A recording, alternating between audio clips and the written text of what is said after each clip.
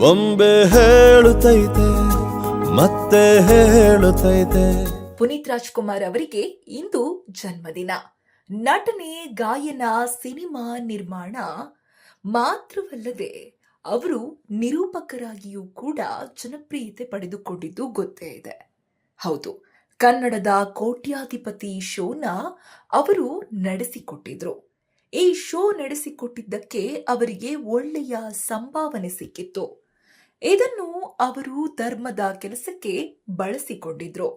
ಕನ್ನಡದ ಕೋಟ್ಯಾಧಿಪತಿ ಕಾರ್ಯಕ್ರಮದಿಂದ ಪುನೀತ್ ಅವರಿಗೆ ಸಿಕ್ಕಿದ್ದು ಬರೋಬ್ಬರಿ 8 ಕೋಟಿ ರೂಪಾಯಿ ಸಂಭಾವನೆಯಾಗಿತ್ತು. ಈ ಬಗ್ಗೆ ಈ ಹಿಂದೆ ಮಾಧ್ಯಮಗಳಿಗೆ ನೀಡಿದ ಸಂದರ್ಶನದಲ್ಲಿ ಭಗವಾನ್ ಅವರು ಕೂಡ ಹೇಳಿಕೊಂಡಿದ್ರು.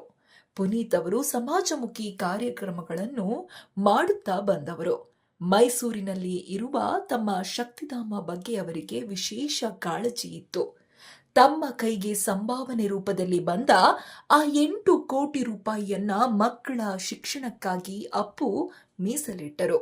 ಡಾಕ್ಟರ್ ರಾಜ್ಕುಮಾರ್ ಕುಟುಂಬದ ಜೊತೆ ನಿರ್ದೇಶಕ ದೊರೆ ಭಗವಾನ್ ಅವರಿಗೆ ಮೊದಲಿನಿಂದಲೂ ಕೂಡ ಒಡನಾಟ ಇದೆ. ಪುನೀತ್ ರಾಜ್ಕುಮಾರ್ ಅವರನ್ನ ಹತ್ತಿರದಿಂದ ಕಂಡಂತಹ ವ್ಯಕ್ತಿಗಳಲ್ಲಿ ಅವರು ಕೂಡ ಪ್ರಮುಖರು. ಶಕ್ತಿಧಾಮದ ಮಕ್ಕಳ ಶಿಕ್ಷಣಕ್ಕಾಗಿ ಪುನೀತ್ ರಾಜ್ಕುಮಾರ್ ಅವರು ತಮ್ಮ 8 ಕೋಟಿ ರೂಪಾಯಿ ಸಂಭಾವನೆಯನ್ನು ಕೂಡ ಸ್ಫೂರ್ತಿಯಾಗಿ ಮೀಸಲಿಟ್ಟಿದ್ರು ಎಂಬ ವಿಚಾರವನ್ನ ಭಗವಾನ್ ತೆರೆದಿಟ್ಟಿದ್ರು. ಕನ್ನಡದ ಕೋಟ್ಯಾಧಿಪತಿಯಲ್ಲಿ ಪುನೀತ್ ಅವರಿಗೆ 8 ಕೋಟಿ ರೂಪಾಯಿ ಸಂಭಾವನೆ ಬಂತು. ಅದನ್ನ ಶಕ್ತಿಧಾಮಕ್ಕೆ ಅವರು ಕೊಟ್ಟಿದ್ರು. ಶಕ್ತಿಧಾಮದಲ್ಲಿ 100 ಮಕ್ಕಳಿದ್ದಾರೆ. ಎಲ್ಲರೂ ಬೇರೆ ಬೇರೆ ಶಾಲೆಗೆ ಹೋಗುತ್ತಾರೆ.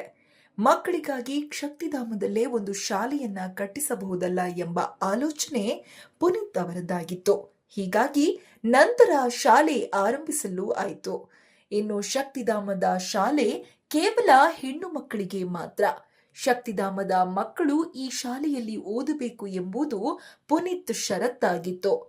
ಹೊರಗಡೆಯಿಂದ ಬರುವ ಬಡ ಹೆಣ್ಣು ಮಕ್ಕಳಿಗೂ ಪ್ರವೇಶ ನೀಡಬೇಕು ಎಂದು ಪುನೀತ್ ತಿಳಿಸಿದ್ರು. ಈ ರೀತಿಯಾದ ಹಲವಾರು ಸಮಾಜಮುಖಿ ಕೆಲಸಗಳನ್ನ ಪುನೀತ್ ಅವರು ಮಾಡುತ್ತಲೇ ಬಂದಿದ್ರು.